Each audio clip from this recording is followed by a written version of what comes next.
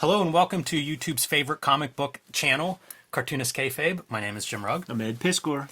Before we begin today, I want to remind everyone that we do have a Cartoonist Kayfabe Patreon now. 3 different levels will give you access to our videos early, and at the King Kayfaber level, you actually sit in on the recording session and have a lot of fun, in between recording sessions, we get into some fun conversations that are a little extra bonus. It'll also give you a leg up on the Kayfabe effect, so check out the Patreon, see what level works for you. The other best way to support our channel is we are working cartoonists. You see our bibliography in front of you on the screen right now. Buy our books. Best thing you can do to keep the channel coming to you daily. And we've got some big books coming out this year. Ed Piscor's Hip Hop Family Tree Omnibus will be out later this year. Pre-orders due now, so you want to put your name on a copy before those things sell out. That is a collection of all the Hip Hop Family Tree material, including 140 extra pages, many created brand new for this collection, so you're going to want that on your shelf. Red Room Season 3, Crypto Killers, will be starting up very soon. 4 issues of that. Here's the issue number 1 cover, the issue number 2 cover. There are also some very cool variants that will be available, including my variant, an homage to Youngblood number 1. You can also pick up X-Men Grand Design 3 volumes in an omnibus, WYSIWYG if you're lucky, and the 2 initial Red Room trade paperbacks. My next book is Street Angel Princess of Poverty, coming out this summer from Image Comics. We'll collect all of the Street Angel comics that are not in Street Angel Deadliest Girl Live, also available from Image Comics, so pre-order that one today. You can also pick up Hulk Grand Design as well as the Plain Janes. But Ed, we are here today for the makers. We are going to look at a classic, Andrew Loomis's Figure Drawing for All It's Worth. This is one of those books that, man, if you were reading interviews with comic book artists and trying to figure out, like, how do you get better? How do you learn anatomy? Andrew Loomis's books were constantly referenced by comic book pros, has a whole series of these, and they've recently been reissued. Yes. So this was a reissue that I picked up within the last couple of years. You know, they were out of print for a long time, but now you can kind of find them. So Out of print for decades. And it must have been so ubiquitous at a certain point because it was, shouts to Uncle Steve Lieber, man. At comic conventions, he would have like a little leaflet, like a little flyer that he would have to young makers. It was like the coolest thing because it's like nobody, he's not an editor or nothing. Yeah. But people come up and to like show off submissions.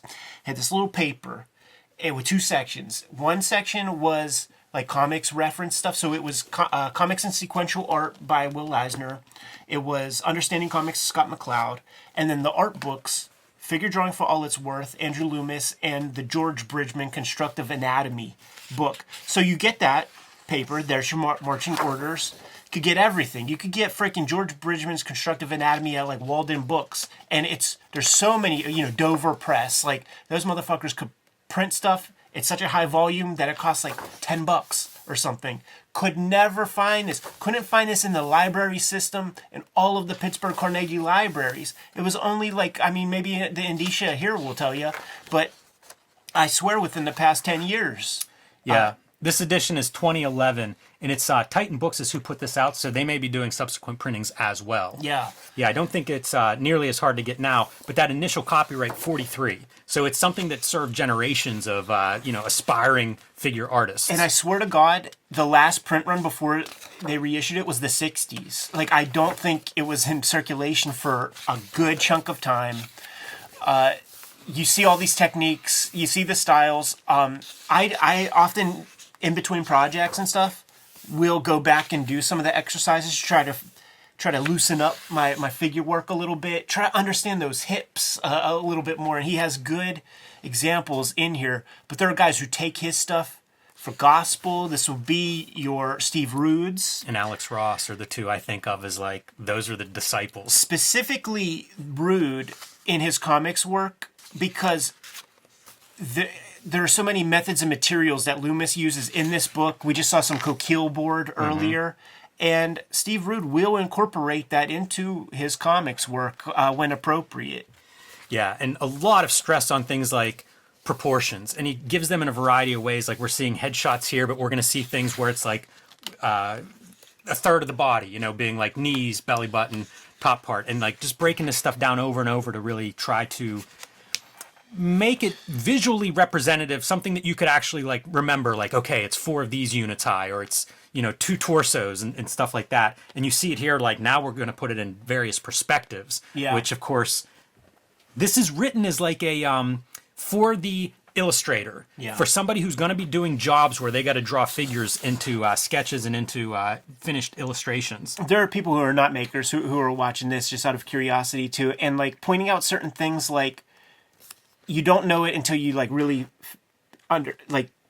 see it, but like this farther foot is shorter than this foot in perspective, and as a young maker, that feels wrong to do. Mm-hmm. It looks right, and you're not questioning anything, but when you're putting the marks down, and you're like, what, I gotta draw this leg smaller? It doesn't feel right consciously. So like, to see the breakdown, it just makes more sense. There's a lot of like emphasis on perspective, but at one point in here he says, if you don't know perspective, go get a book on perspective. You got to learn perspective. But there's tons of this stuff where like you see these cross sections, and this is how you mark a center point in perspective, one overall, but then even the subdivisions of it. And this cross section that you point out, Ed, with the shorter foot, we're going to see more and more of those where like he's drawing kind of a three-dimensional figure, but also drawing that what it would look like if it were like just 2 dimensions, if you cut that figure in half. This was, like stuff like this would be really mind-blowing for me when I was looking at this book the first time. And this is actually a book I got hold of in high school and was copying reproductions, and I brought some of that sketchbook. That's awesome. Where it was like trying to learn anatomy. But here's some of the perspective stuff. Was it in your library? Like, I must have pulled it out of, I can't remember if it would have been my school library, but I'm betting I pulled it out of my high school library. This is something that I can remember early in the Wizard coverage whenever they're talking like Bart Sears doing perspective of this type of thing, and how you actually do like, okay, if you're below the horizon line, maybe you're 2 heads below. So if the person's all the way in the back or all the way in the front, it's still 2 heads, relative to that person. But some of this stuff it looks like so much math. Right, and you could be 100% accurate all the time, and it takes some sexiness away. The greats can fudge it, and it doesn't matter. And you even know it's wrong, but as a composition, in terms of an interesting, fun illustration, it totally works. See, this shorthand, this is the stuff that's like so important to me, because like so many people, and even me for years and years, I'm building my figures like action figures, where there's like this like torso piece and the leg comes down. The widest part of a person's body is this ball joint. Yep. Not the ball, but like the hip part. That's the widest part of the body, and it comes out. So the legs don't come down; they come out and down. And you see that there's never straight lines and stuff. Like if you get perfect at these, like you really master this, you're 90% of the way there. Yeah, and this stuff would always it would blow my mind, and this was very hard to be disciplined and try to do as a kid, because like I'm looking at finished drawings. Like, that's what you want to draw, but it's like, this is the stuff, if you can learn to do this, like you see this figure dancing around, very tough. It's the stuff like when you go to a life drawing class, I like to go to the Center for the Arts and do that stuff, and you do the 10-seconders, the 30-seconders, and like you just breeze, because it's about proportion and gesture. And like you see how so many people, like with what you were just saying about the finish, like they just noodle and are stressed. Like, how am I supposed to, mad? How am I supposed to draw this in 10 seconds? And it's like, it's not about this. This is that cross section that I was talking about, where you see like, this is the side view, this is your front view, and then this is a 3/4, but you can see that side view in the middle. Like it's still, he stresses like, remember the volume part as you're like building out these figures. And I think that's a really good tip. Like if it were a head, this might be the piece that you're remembering in terms of like, try to get that volume right. He also does this where it's a very natural progression to go from the stick figure, like bulk it up a little bit, bulk it up more. Yeah. And this is about where you need, I think, for anatomy, like this is what you got to know even more than having the exact construction of all of your muscles. Sure. Go back one to like the vest part, like where it shows that one figure. Like this is a good place to, like, because like the back muscles are so goofy when you look at a muscular person, to know that it's like this, like, in the middle of the gluteus area, right. You just kind of like bring this like vest and wrap it around. Like I found that to be very instructive. It made me think of, is it Armatron? There was like an early Image comic that one of the colorists put out. Oh yeah, Steve Olive, Armature. This guy, that, was about like this figure. Yeah.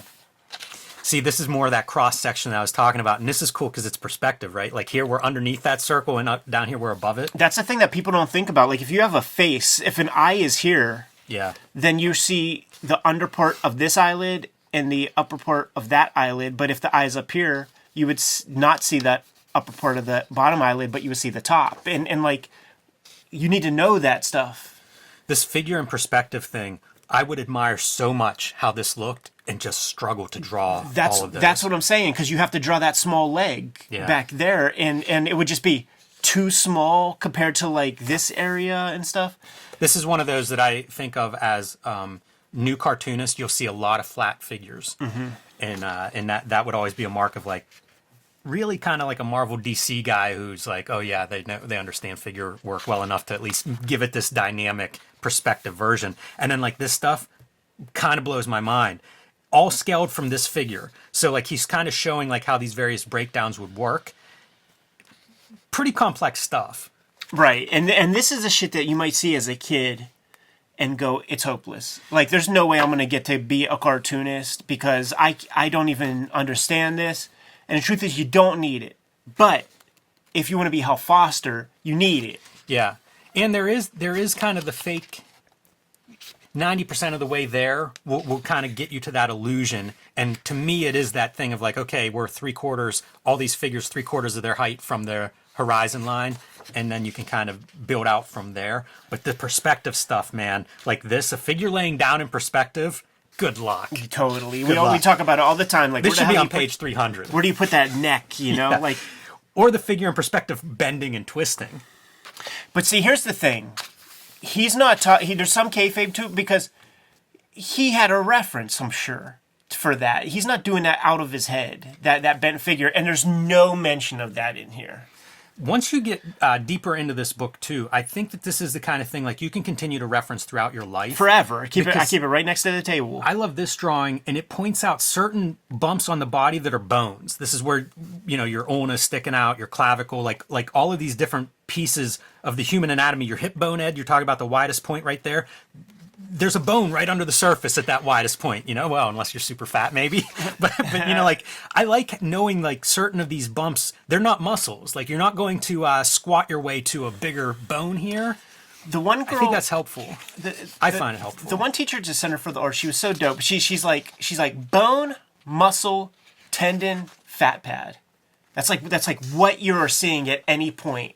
So like, this is a fat pad. Mm-hmm. These are tendons. Like this is not a bone. That's a tendon, but there's a bone here. And like just knowing what those pieces are as you're drawing and you kind of take your time, you know what you're drawing. Like you're more mindful, and it's one of 4 or 5 things. And this gets really strange where like it's probably not bad to understand this as you get deeper into drawing the human figure, but also like it's so technical. At some point, like it's probably more than the average cartoonist needs. But as you get better and better, like this will help you get better because you understand that construction. It's all-star stuff. Like where these bones cross and stuff. And also Bridgman helps you better with this part. Because like Constructive Anatomy, where he treats the bones as like practical objects, we'll put like a hinge on it and stuff and show you like what's possible. This is like your Bernie Wrightson knows this shit. When you see the fucking wrist bones and stuff like that, we're getting to you could become a unicorn by dedicating yourself to this stuff. I love this kind of stuff so much coming up. Like this is stuff that I would always be looking at. Totally. And like bodybuilding was really big in the 90s, so I'd see like those bodybuilding magazines. And it was the same deal. Like those guys that have no body fat, and it was almost like you could probably body paint that, dip them in red, and it just looked like those muscles. Right. But it's so technical. Like this is really like getting into the dissection of the muscles. At art school, they had us do this. They had us draw bones. Yep, we did that. And then you bring it in, get a grade for that. Put a tracing paper over top of it, and I then like that. and then you put the muscles on tracing paper, and then you get a grade for that. Yeah, I often think about the skills that cartoonists have, and anatomy is one of them. Like it's a weird. you walk around with a knowledge of muscles and tendons and where stuff's attached. That's way above the average person on the street. But dude, it's specific. It's the superhero type cartoonist, because one of the big interviews Robert Crumb did when he was doing the Book of Genesis was he was talking about giving so much props to people who do mainstream kind of superhero comics who can twist the figure up and all that. He was like, I had to learn how to draw human beings correctly from my mind without using reference all the time. Like I skated by for 40 years of a career without really having to do that. These mannequins, I think we've all seen. If you've ever gone through like an art school or gone to an art store, you'll see these. Just the worst. And I like seeing like, this is how to use them, where like they really are kind of a step of that shape, you know, that we were seeing earlier of like, draw this rough, you know, underdrawing, like in a weird way that he's showing how the mannequin translates. Right, but even This that stuff is is super amazing. stiff compared to every other drawing in this. Look at that for a foot drawing. Oh, yeah. 4 toes, though. So add that to the zine of misnumbered digits. And he plays a little bit with materials in here. There's not a big emphasis on it, but you'll see a few like line drawings versus pencil drawings and things. I love this stuff. Yeah. This is huge for me. I can remember compilations somewhere of like a face lit in all these different ways, and it might have been something an artist had assembled for himself. Yeah. Just to have like interesting ways to apply shadows, and he gets into really complex shadows here. On our Crooked Man video, somebody put a comment in there. It's from Angoulême, and it was Richard Corbin's like president speech. Like I guess he wasn't planning to go, but I think he did go. But he put this video out, and it scrolled along like a book, like a shelf full of his sculptures, and you get to see them in that video. All these different doughy heads and stuff. And I used to think, I said it on the channel, man, some of his characters feel like Play-Doh to me. And like his sculpture, like he's drawing these Play-Doh looking, because it's not the most sophisticated, Right. And he drew these little dough people That's into so his cool. comics. This is pretty neat. This is drawing from a model, but kind of showing various breakdowns, again, of like those relationships in terms of figuring out middles, you know, like start at your top point and bottom point, and then what's the middle point. And it reminds me, Ed, when you talk about watching Neil Adams draw and he put like certain points on the board and then he'd be sort of like filling in and like a figure would emerge. It kind of reminds me of this because that's how he describes it, as like 2 points, your top and your bottom. Middle point, you know, what is that on the composition? And it's what the amateurs don't do whenever they're like, oh, I'm drawing this eyeball. And it's like, maybe draw the whole thing first Right. and then draw the eyeball. And he really lays it out in a clear, instructive way. A little of that coquille. Some more coquille. These are wild, where it's part figure and then you get to see like the underdrawing, kind of a reverse of what you described about drawing bones and then building out muscles on top. There's a great Instagram that I follow called Cartoonist Anatomy, and the guy just draws figures and kind of cross sections off all the stuff, kind of like that. It's just so beautiful to watch. Yeah, if you just went through and copied this book every day, do a half hour of just fast drawings and stuff, you'd probably improve. Oh, you know, there's no doubt. And like I go through this book the least because it's so like rigid. Mm-hmm. But like the Constructive Anatomy, like I will draw the whole book. I've drawn that whole book. A lot of times we're going to Muybridge territory here. Yeah, there's a lot of reference that will provide this type of thing. Photo reference of like movements and things like that. There's your sculpted back that's challenging. Mashed potatoes. I love these like regal old ladies, like straight out of like the 40s with that hair and stuff. How great is the hair when you look closely and it's just like side of the pencil, you know, a couple of dark chisel marks here and then a couple of the lighter ones, and you've got a full head of hair. Yeah. But I see so much of like the Steve Rood and the Alex Ross drawings in this. Like anytime you see Alex Ross pencils, I feel like they kind of look like this. Uh-huh. A lot of side of the pencil stuff to make these marks. It's funny to me, a lot of the figure drawing of the women in here, they'll have shoes on. So it's like, here's your nude figure, except Listen, for man, wearing shoes. she doesn't want to be naked. Is that is that fetish? Little fetish there? Maybe they had the hammer toes and they were being self-conscious. And again, kind of some of this stuff is about various tools. He also does this over and over.